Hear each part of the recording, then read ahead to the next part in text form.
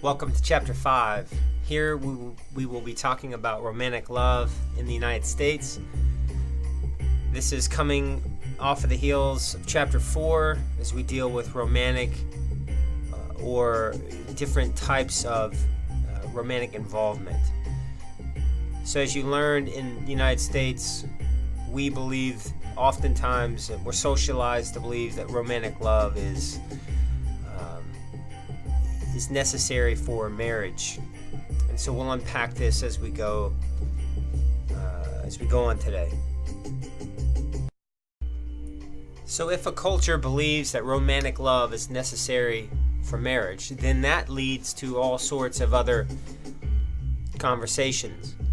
So for instance, if I must fall in love, then I must find the person that I am destined to be with. So this idea of a soulmate is thought of as a person who is suited to another, but we have to realize that even our understanding of romantic love can be suspect, in the sense we will unpack today in this lecture what romantic love and what falling in love is. But you can think, for now at least, of a soulmate as a person's romantic partner, best friend, confidant.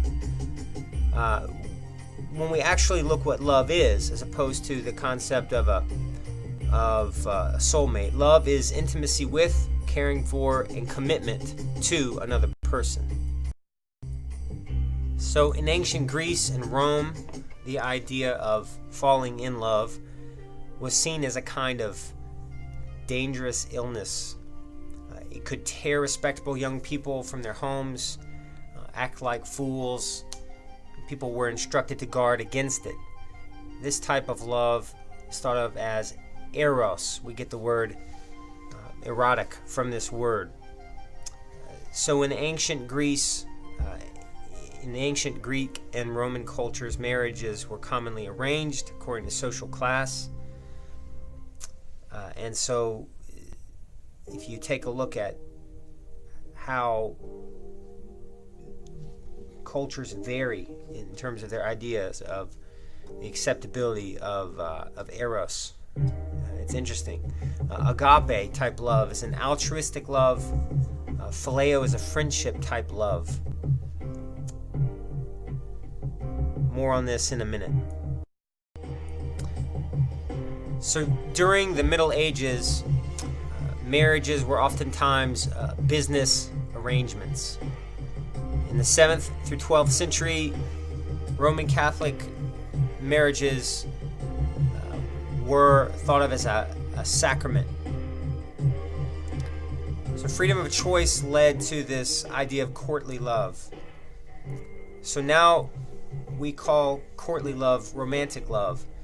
It is an emotionally and passionate love consisting of love at first sight, only one true love, and love conquers all. So all of these different beliefs fall under the cultural acceptance of what it means to be in love.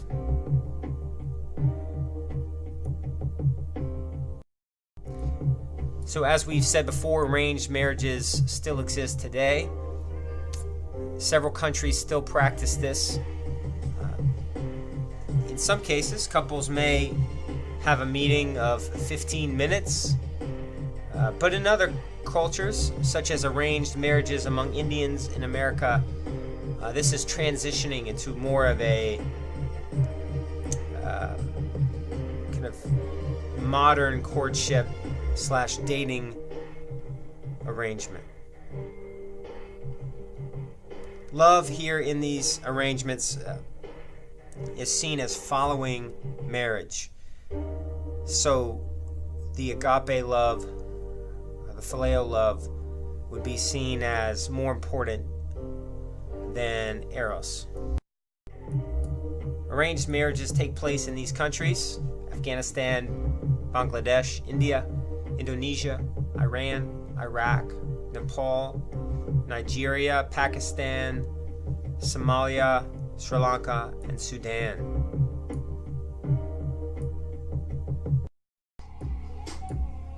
So phrases such as love at first sight, finding your true love, and love conquering all are oftentimes commonly held ideas.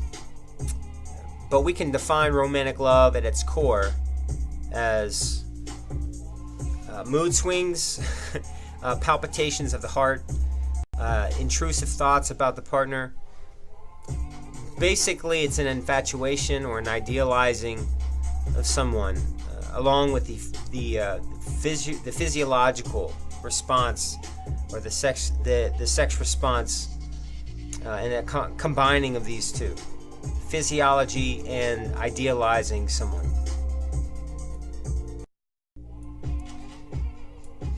Now, in order for a marriage to last, we must realize that Eros is not enough to sustain it. We also need a companionate love. You can see the energy of romantic love or passionate love oftentimes settling for most people from 6 to 30 months. So this companionate love is also referred to as realistic or conjugal. There's a calmness that emphasizes intimacy along with affection and commitment to the other person. So this is actually, in arranged marriages, what they would say as real love. It follows a commitment. So when we compare the companionate love to the passionate love, the passionate love is characterized by this overwhelming emotional attachment or lust. Usually starts suddenly, characterized by idealizing an individual. These unrealistic views of our loved one. Companionate love, however, is characterized by trust, friendship, enjoying one another's company. And unlike passion, companionate love is always considered a positive experience.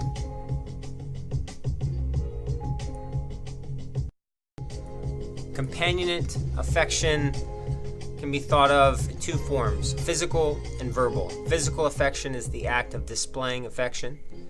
This is associated with higher relationship and partner satisfaction. So holding hands, hugging, kissing one another is important and an important part of companionate affection. But also verbal affection. So saying nice things about a person or to them. Assertions of love, laughter, etc. All of those things are vital ingredients. Students oftentimes think when we say intimacy that we were referring only to a physical intimacy, but actually intimacy is a feeling of closeness. Meaningful relationships are characterized by sharing in personal experiences. So thoughts, emotions, etc. The purpose of intimacy is establishing trust. Now, autonomy, the state of independence and self-determination, should not be thought of as something that does not relate to intimacy. It actually requires a great balance. We need both intimacy and autonomy. So balancing intimacy and autonomy is critical for a lasting marriage. I must have a healthy me and a healthy you to form a healthy us. This is actually something that takes practice. I enjoy hobbies and I enjoy personal time, but I also need time with my family. My wife has certain things that she enjoys, and so I must value those things that she enjoys, and she must value the things that I enjoy. My wife actually enjoys shopping, and I enjoy running, so we have actually had to work this out over the years, and thankfully she's never gotten upset, but I'm also mindful that she needs her time as well. I'll be interested to hear what you think about healthy me, healthy you, healthy us, and how couples can balance intimacy and autonomy.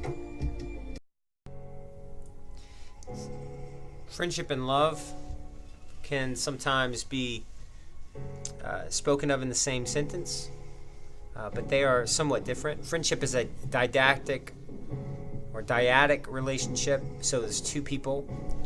A relationship between two people involves closeness and affection, but friendships are not exclusive like love is. And friendships don't have the same level or depth of physical affection. So, for instance, I might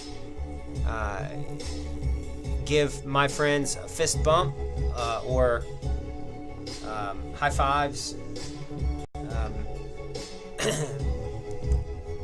but I'm not going to, hold hands, obviously, or anything like that. So, in terms of the conversation, actually, there's certain things that I won't tell my friends that I do tell my wife. Now, my wife is my best friend, but also our romantic involvement has been ongoing for almost 20 years. So the friendship and love dynamic actually are inseparable for us. So real friendship must have these 6 factors: respect, trust, responding to one another's needs, values, etc., capitalization, or being sincerely happy about one's well-being, comparing each other's beliefs, skills, but also social comparison, evaluating one's skills by comparing them to others. So friends are useful for social comparison, and they're useful for social support, emotional, verbal, material help received by others. So the components of love are a little different than the characteristics of friendship. So love must be emotional, must be cognitive, and behavioral. So in terms of my feelings, I've got to have enjoyment, caring, admiration, respect, and passion. Now in terms of cognition, I have expectations and decisions.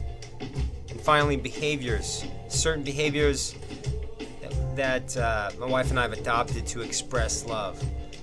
And romantic relationships need these components. So social scientists use theories to explain why we love. There's 5 different ways or theories that sociologists might use: the biochemical theory, attachment theory, wheel theory, triangular theory, and the styles of love. The biochemical theory says that love is a natural high that results from biological, chemical, and hormonal origins. Oxytocin is a hormone that encourages contraction during childbirth and endears a mother to the suckling infant. So this is actually important properties located in the milk that are pleasant, that sort of or promote happiness in the child, but also that help connect the mother to the infant.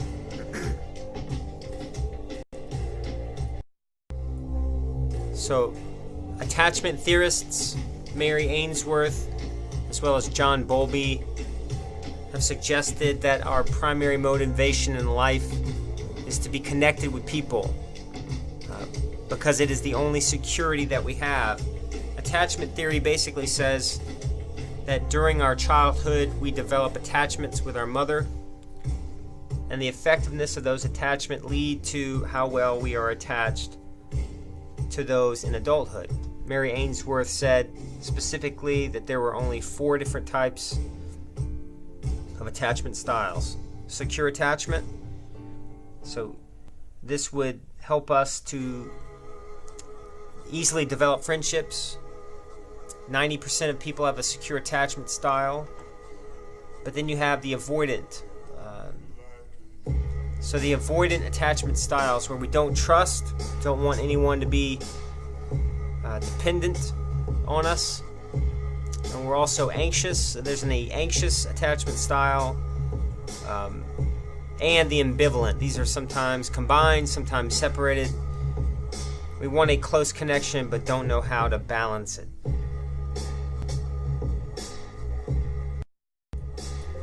So the wheel theory argues that the first stages of rapport begins a cycle. So when we feel rapport, we feel at ease. This leads to stage 2, just self-revelation. When I feel at ease, I disclose personal feelings and information. This leads to stage 3. Our mutual dependency then develops, where the partner shares with me. And then finally in stage 4, intimacy, need, fulfillment, which is reinforced. We reinforce each other. And this would lead to stage 1 through 4 all over again. So you can see the infograph that shows the wheel of love, from rapport to self-revelation to mutual dependency to intimacy, need, fulfillment. So Sternberg's triangular view of love consists of 3 basic elements: intimacy, passion, and commitment. The presence or absence of these provides a description of the different types of love. So I'll move to the next slide in a second and show you a graph that will help us understand Sternberg. Okay, so let's explore Sternberg with this PowerPoint slide. The first category we would have non-love exists when there's an absence of intimacy, passion, and commitment. 2 strangers looking at each other from afar have a non-love. Now the second would be liking. If you have intimacy without passion or commitment, such as a new friendship, then you would have liking. 2 people that simply maybe have connection, or they have interesting conversations, but there really is not any commitment to that relationship or any passion. So the third type of relationship in Sternberg would be infatuation. This is passion without intimacy or commitment. 2 persons flirting with each other may be infatuated with each other. And then that would be followed by a romantic love, which is number 4. Intimacy and passion without commitment. So love at first sight reflects this type of love.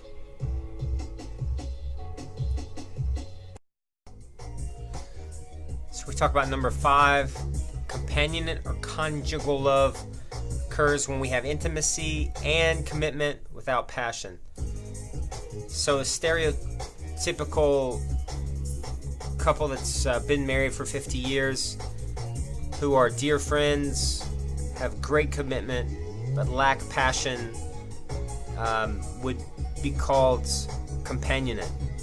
And then finally, well, not quite finally, but next we have fatuous love, where we would see passion and commitment without intimacy.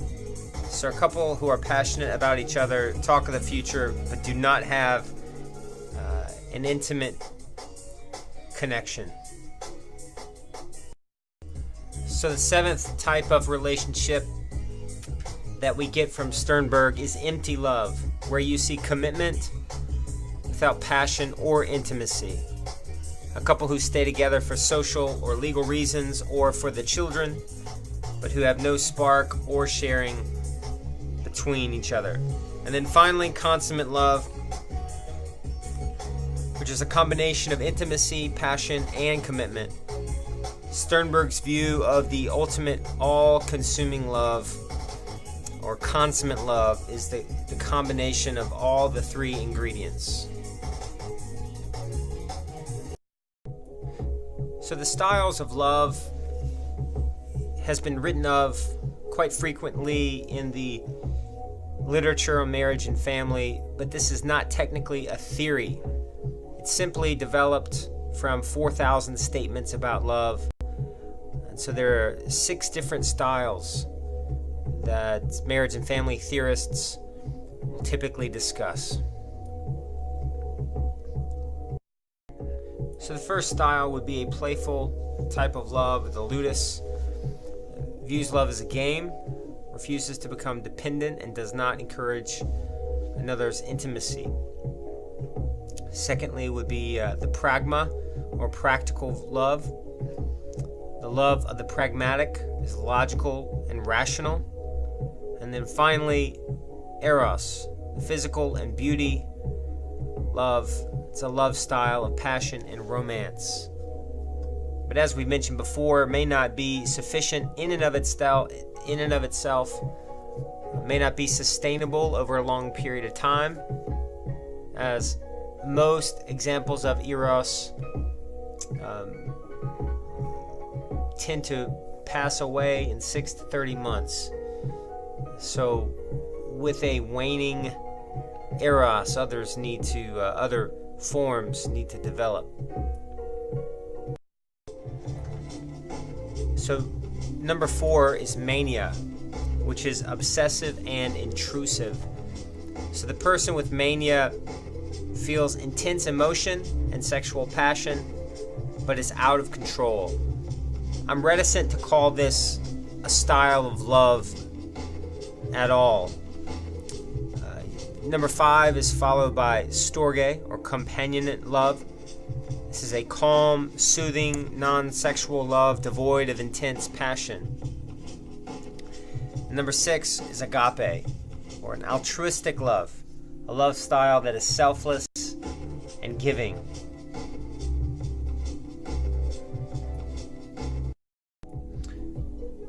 So here's another look at the styles of love. You have eros, says I'm crazy about you. Agape says I want to honor our love and sacrifice. Mania says I can't live without you. Ludus says this is fun. Pragma says we are a good fit. And storge says I can count on you. So throughout my years as a licensed therapist in the state of Mississippi, I've become familiar with individuals and the negative side that can happen in romance and in marriages.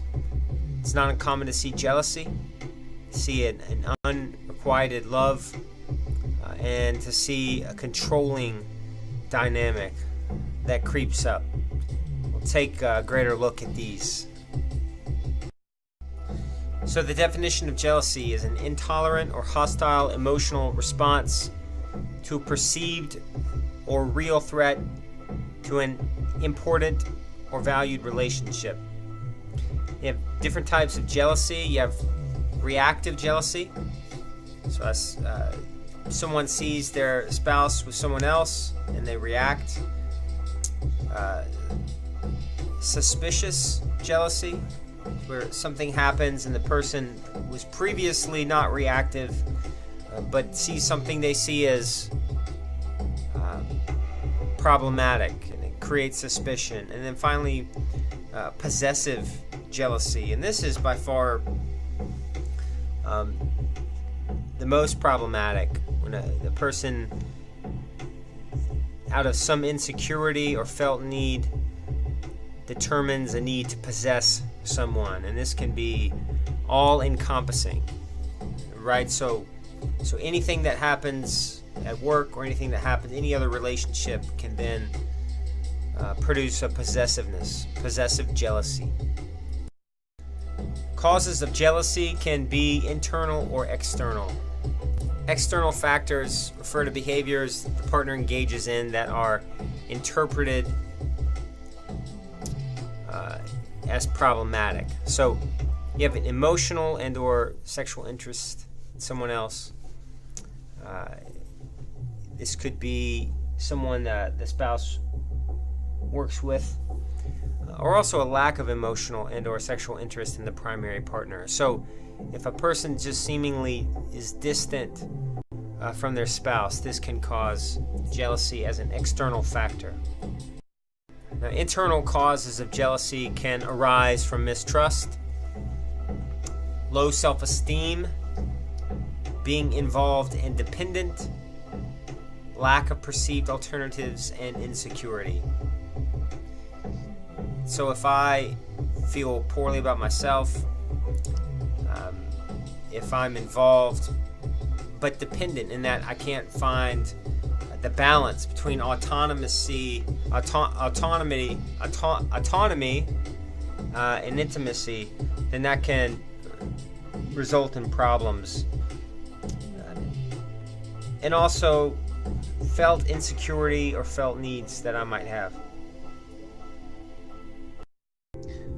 Another negative dynamic found in some relationships is a controlling disposition. This is when a person tries to control the behavior of the others.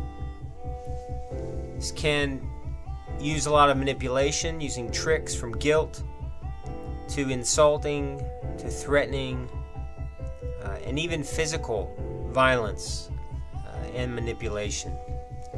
Very unfortunate. I've had no shortage of this in working with couples. Very unfortunate and sometimes suffocating.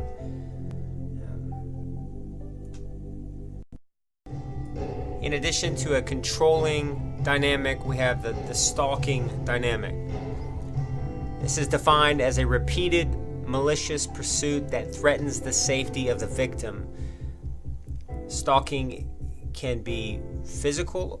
It can also be internet-based. We see a lot of people stalking others online, following them in different sites, different social networking, and trolling, but it also can turn negative. But generally speaking, these are repeated malicious pursuits that threaten the safety of the victim. It may involve following a victim, threatening physical harm, or harming oneself or another person, kind of restricting the behavior of the victim, kidnapping, or home invasion. So it almost goes without saying that jealousy, controlling, stalking, these are negative things. So healthy relationship dynamics need energy. They need meaning. So you cannot find your reason for living in another person. So a healthy you requires that you have your own purpose and meaning, and someone comes alongside with a compatible sense of purpose and meaning, and you guys can do life together. That's how it works. You got to have your own sense of self-esteem. Kindness, many argue, is the most important dynamic. But another element of this is that healthy relationships don't have ghosts, meaning you have sort of come to peace with mistakes in your past. You don't have things that haunt you. Perhaps your spouse doesn't need to know all of the skeletons in the closet, but you need to know, and your spouse needs to know, that you've come to terms with those things and that they are resolved. Alright guys, this is the end of chapter 5. I hope it has not been boring and you've learned something about theories surrounding romantic love and how we study it, theorize it, and examine it in the field of marriage and family. Thanks and take care.